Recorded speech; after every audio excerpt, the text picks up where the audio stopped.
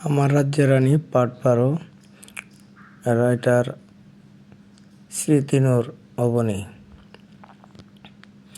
কি গো, নীলরা এখনো আসলো না কেন? নীল বলল নীলের নাকি শরীর খারাপ করেছে, তাই বাসায় চলে গেছে ওরা। সে কি, আমরা বাসায় থাকতে তো দেখলাম ভালো, হঠাৎ করে কি হয়ে গেল? নীলিমা।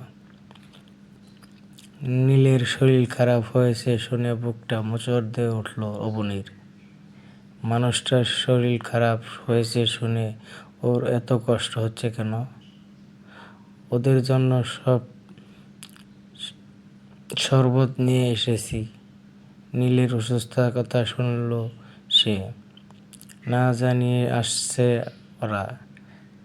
তেমন কোনো আয়োজনই করা হয়নি, তবুও সাধ্যের মধ্যে যতটুকু সময় চেষ্টা করছে তারা। অবনী এখন কাজে রেখে বাজারে যেতে পারবে না বলে সাফিনকে বলে বাজারে পাঠিয়েছে সাহারা বেগম। সাফিন বাজার নিয়ে খুব তাড়াতাড়ি চলে আসলো। সাফিনকে সাহারা বেগম বললেন, খুব কষ্ট দিলাম বাবা, রাতে এসো কেমন? জি, আপনি বলেছেন, আমি কি না করতে পারি? সবাই মিলে তাড়াহুড়ো করে রান্না করে খেতে দিল ওদের। নিহাল আহমেদ নীলিমা চৌধুরী না খেতে চাইলেও প্রথমবার আসছে বলে কথা, অবনী আর অবনীর মা মিলে জোর করে খাওয়ালেন। খেয়ে কিছুক্ষণ কথা বলে চলে গেলেন ওরা। অবনীর মধ্যে কোনো অস্থির ভর করছে যখন থেকে শুনেছে নীলের শরীর খারাপ, তখন থেকেই। কিন্তু এখন কিছুই করার নেই ওর। নীলের ফোন নাম্বারও নেই ওর কাছে। রাতে সাফিন অবনীদের বাসায় আসলে সাহারা বেগম খেতে দেন ওকে। খাবার খেতে খেতে বারবার এদিক ওদিক তাকাচ্ছে সাফিন। তাই সাহারা বেগম বললেন, কিছু খুঁজছো বাবা? না না আন্টি। তখনই আরিহা অবনীর হাত ধরে টেনে নিয়ে আসলো। আরিহা বলল, মা, আপু বলছে খাবে না, ওর নাকি ভালো লাগছে না, তাই আমি টেনে নিয়ে আসলাম। আরও চুপ করতো, সবসময় শুধু পাকামো। আমারও এখন খেতে ইচ্ছে করছে না, পরে খাবো, তোরা খা। অবনী নিজের রুমে চলে যেতে লাগলো। তখনই সাফিনের নজর গেল অবনীর পায়ে। অবনীর পা খালি। অবনীর পায়ে সাফিনের দেওয়া পায়েলটা না দেখতে পেয়ে সাফিন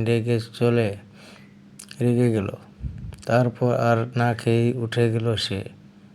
কি হলো, উঠে গেলে কেন?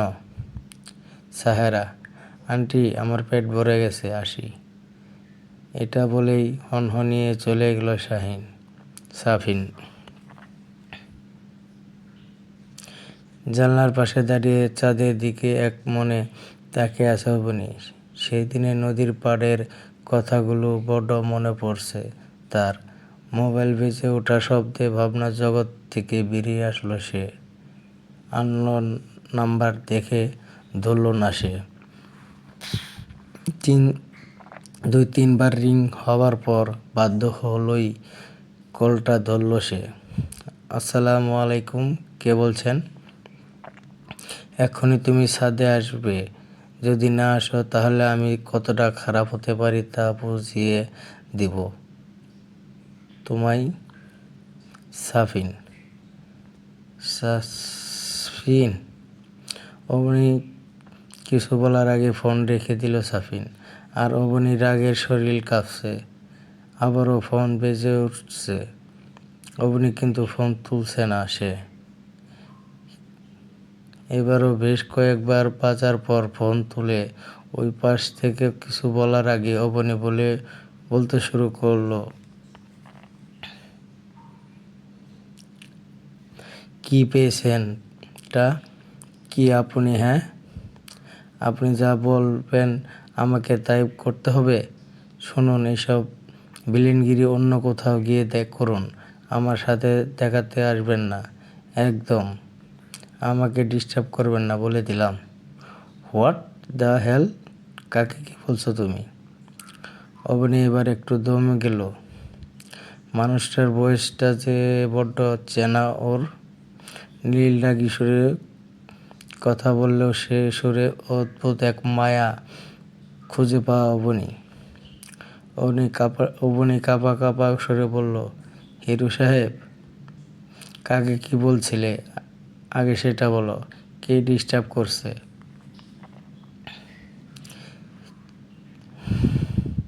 তেমন কেউ না, অচেনা নাম্বার থেকে কেউ একজন বারবার কল দিচ্ছিল, তাই। আপনার শরীর কেমন এখন? আমার শরীর এখন আগের কি, আমি তো একই আছি।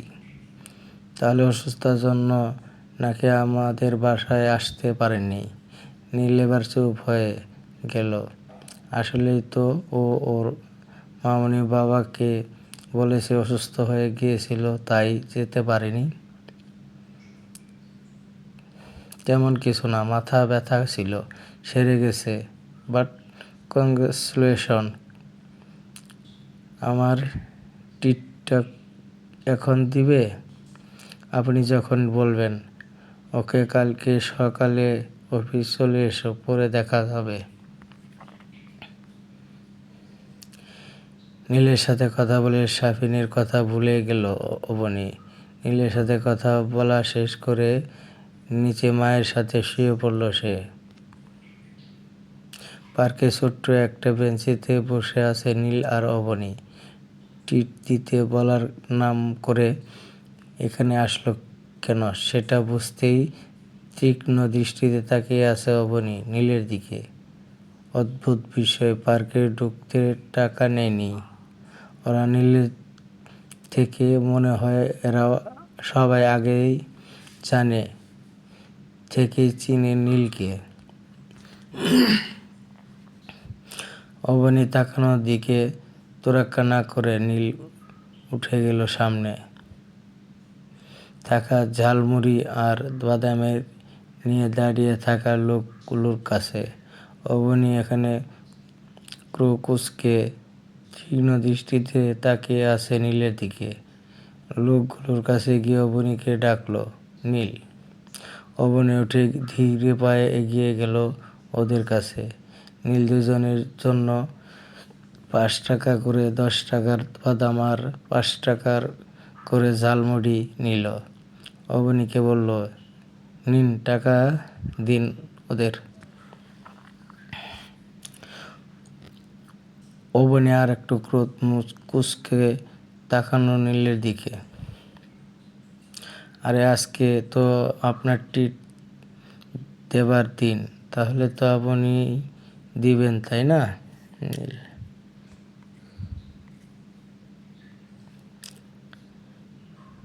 অবনী হ্যান্ডব্যাগ থেকে 20 টাকা একটা নোট বের করে দিয়ে দিল ওদের।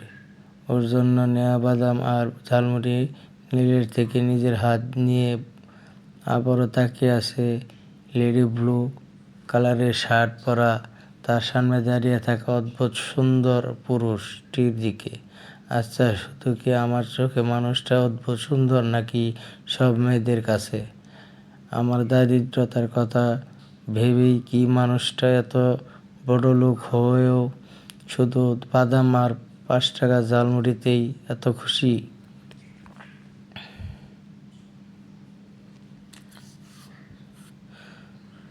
দুজনে খেতে খেতে হাঁটতে লাগলো। চারপাশে অনেক প্রেমিক প্রেমিকাকে হাত ধরে কেউ বা আবার বসে গল্প করতে দেখা যাচ্ছে। আবার কয়েকজন ছোট ছোট বাচ্চাকে দেখা যাচ্ছে দামি দামি ড্রেস পরে আর খাবার নষ্ট করছে। আবার কিছু কিছু বাচ্চাকে দেখা যাচ্ছে ছেঁড়া কাপড় জামা পরে কাঁধে একটা ঝুলি নিয়ে ফেলে দেওয়া খাবারটুকু কুড়িয়ে খাচ্ছে। আবার কয়েকজন ময়লা ঢুকাতে ব্যস্ত। মনে হচ্ছে এদেরকে পার্কটা পরিষ্কার করার উদ্দেশ্যেই মূলত ভিতরে ঢুকতে দিয়েছে। নীল সবগুলো বাচ্চাকে ডেকে ডাকলো। নীলের ডাক শুনে সবগুলো ছেলে মেয়ে দৌড়ে ওর কাছে আসলো। ক্ষুধায় লেগেছে? নীলের বলার সাথে সাথে সবগুলো বাচ্চা বলতে লাগলো, হুম হুম নীল।